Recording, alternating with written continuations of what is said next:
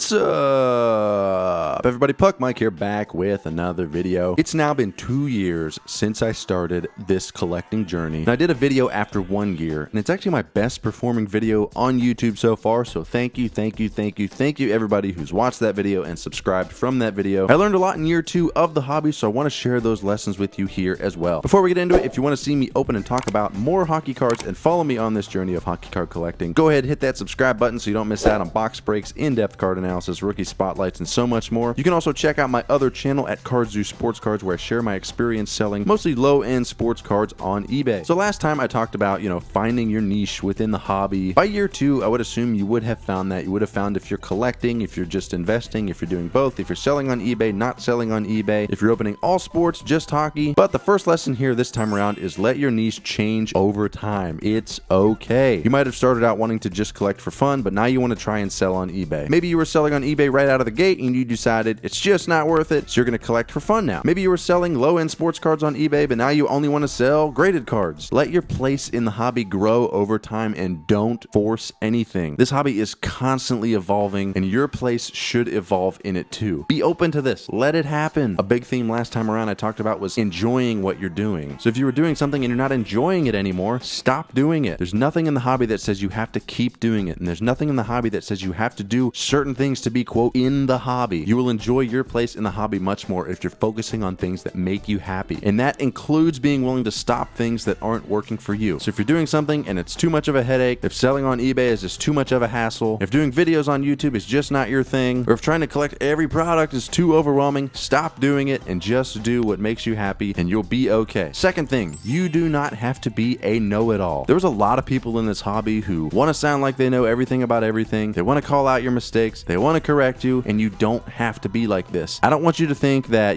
this is just how people are in the hobby, and I guess I have to be like this to fit in. That's not the overall culture in this hobby. There are really good people in this hobby who are just out here trying to have some fun, doing something they love. Even if they're resellers or getting cards as investments and treating it more like a business, most people just want to do something they enjoy and have some fun while doing it. So don't fall into this. You don't have to be this way. And if anybody is this way to you, completely cut them out of your circle. Like I said, the hobby is constantly evolving and you're going to constantly be learning new things. So be a student of the hobby and the sports that you're collecting within the hobby as well. You will enjoy it much more. Lesson 3 kind of ties in with lesson number 2 is ignore negativity. I've had people message me on eBay criticizing some of the prices I've had for cards. I've had negative comments on my YouTube videos. I delete all of those. I'm here to have fun doing something I enjoy. And hopefully you enjoy those videos too. And if you don't, guess what? You don't have to watch it. So ignore negativity. Ignore people telling you on eBay how much you should charge for something. Ignore rude comments. In fact, delete those comments on your YouTube channel if you have one. Delete the rude comments on the sports card forum. Honestly, don't even touch sports card forums unless you find one that has a reputation of being a positive group of people. The worst place is those forums and certain groups on Facebook. People almost are always unrespecting on those groups. They want to criticize what you're doing, try to tell you what to do, make you feel terrible. Be wary of any advice you get on those. Just like there's really good people in the hobby, there are some really bad ones as well. So cut those people out. Stay true to yourself. Again, this is not how people are in the hobby overall. People are really good in this hobby. They want to help you. They want to have fun. Gravitate towards those people and ignore the negative and critical ones. Number 4, you do not have to do what everyone else is doing just to be, quote, legit. Now, I did a video on my sports card channel recently about how you don't need Card Dealer Pro as a new seller in the hobby. There's so many things that fall under this category. This list is literally a mile long, but the point is you don't need certain things in order for people to take you seriously, no matter what facet of the hobby you're focused on. If you're selling cards on eBay, you don't need eBay branded envelopes or the official eBay scale to weigh your packages in order to up your status as a seller. I ship my cards in plain white envelopes that I buy on Amazon. I use a kitchen scale that I already had to weigh my packages. You don't need to sign up for comprehensive price history data in order to price your cards on eBay accurately. You can literally see that information on eBay. Do what works for you and don't think you have to do anything for anyone to take you seriously except being respectful and professional, and of course have fun and just be you. Alright, so now let's get into some more practical tips here. Number 5, sealed boxes does not equal cash. What I mean by that is it's really hard to make a profit from selling cards that you pull from sealed boxes, like sealed hobby boxes, blasters, tins, etc. Now this advice might be more for people trying to sell cards on eBay or some other platform. When you buy sealed boxes, you're not only paying for the cards, you're paying for the chance that you might pull an expensive card at rare odds. But likely you're not going to pull enough inserts that you'll be able to sell to cover the price of the box, mainly because most of the cards in the box are base cards. Now, if you're just collecting, this doesn't bother you, but if you're a reseller, find a different way to buy your inventory other than buying sealed boxes, opening them, and then selling those cards. Now, I sell most of the cards I pull from boxes on this channel, and I don't always make a profit, but I'm opening these boxes for the channel regardless, so I might as well try to make some of that money back. But the collections I buy specifically to resell and try to make a profit are rarely, if ever, sealed boxes. They're almost always collections that I buy on eBay and resell as singles. Number 6. Now, this is slightly different from my advice on the matter the first time around, but give loose packs a try, but still don't trust them and don't do it often. The first time around, I talked about why you shouldn't trust loose hobby packs, and I still believe all of those things, and I think you should be weary of them for those reasons I mentioned in the first video. Why I think it's okay if you just give them a try here and there is because during my series where I tested this theory, buying loose hobby packs on eBay and opening them, I had some ridiculous pulls, and I was completely shocked by this. Now, it doesn't mean people don't still tamper with these packs. Doesn't mean you're going to pull some great cards from them as well, but honestly, I just got lucky on a lot of them. What it means, though, is number one, even if some people try to tamper with these packs, like sell the extra packs after pulling all the inserts in a box, or weighing packs, or even resealing packs, the reality is there could still be some good inserts in these extra packs because sometimes the box odds aren't accurate. Sometimes there's more than 6 Young Guns in a hobby box. Sometimes you get more than one autograph. Sometimes the production gods give you more than what was intended based on the odds listed in the back of the box. Now, if they've truly tampered with the packs, like opened them, looked at the cards, resealed the packs, that's a different story, obviously, but the reality is not a lot of resellers are going to do this or even know how to do this. A lot of resellers, they might have found these packs at a garage sale, a friend of a friend had them, they honestly don't know anything about them, they're just listing them based on what current sales are and trying to make some extra cash. The bottom line here is always be skeptical of these packs for these reasons I mentioned, but it's okay to give them a shot here and there. And the last thing I want to talk about here is learning sports history and the history of the cards that you're collecting or selling. This is a hockey card book I have, the OPC Hockey Card Story. Awesome book right here. I don't know how I've gone without it. It talks about the history of OPC hockey cards at the beginning and has all of the designs from inception and talks about the designs. I can't tell you how many boxes I've opened and I've thought, oh, this design is crazy. I don't really like this design. But after you learn the history of it, it's actually really cool that some of those designs are still going. There you go, 7980, Wayne Gretzky. Also have these hockey card stories books by Ken Reed. He's a television anchor, but he's actually talked to people on the sports cards in his collection. They give him insights into the pictures that were taken for the cards. So it's literally stories behind some of the cards. They are older cards, but he does have a second book that I haven't read yet. The point here is learn some of the history about whatever sport you're collecting or selling because it'll help you value the cards even more, and it's honestly just so much more cooler to know this information. Well, that's it, guys. Those are the things I've learned in my second year collecting and investing in hockey cards, and my actual personal collection is very small. I did a video on that recently. I don't save too many of the cards. I also sell the cards on eBay, and I'm a content creator here on this channel and my Cardzu Sports Cards eBay tips channel. So there's a lot of different facets of the hobby that I'm involved in right now, and I'm excited to have that continue to evolve in year 3 of the hobby. If you enjoyed this video and you want to see me open and talk about more hockey cards and follow me on this journey of hockey card collecting, go ahead, hit that subscribe button so you don't miss out on box breaks, in-depth card analysis, rookie spotlights, and so much more. And you can also check out my other channel, as I mentioned, at Cardzu Sports Cards, where I share my experience selling mostly low-end sports cards on eBay. Thank y'all so much for watching, and yeah, I'll check you later.